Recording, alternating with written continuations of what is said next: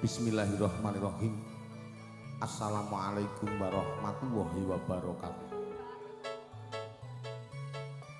Murwani wiwaraning carita ngongak jagating budaya.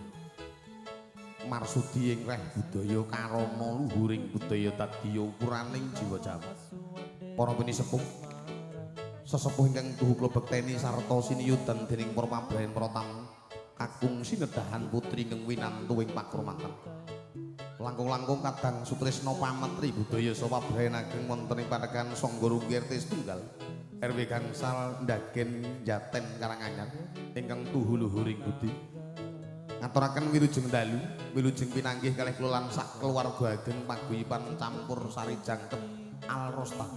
Miji saking banaran jegrik kedawung sragen ingkang pun pangarsani binekten banganton pol.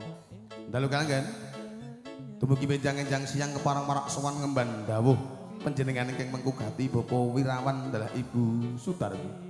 Nggih ingkang mengkugati netepi ing reh darmaning sepuh Boyong Basuki ngunduh temanten Mas Bagus Wiyando Septian Dwi Darmawan sarjana pendidikan ingkang sampun sembodo jinatu kromo kalian Retmaning Ayu Roro Fadilah Putri Hasanah sarjana pendidikan. Putri turun saking panjenengan Bapak Budi Susanto adalah Ibu Tri Purwanti. Pidalem saking Karangmojo RT 7 Karangmojo Tasik Madu Karanganyar. Saestu mugi dalu kalenggan kula sak keluarga ageng Alrosta dados sumpang libur mring sedayanipun para tamu kakung saha putri.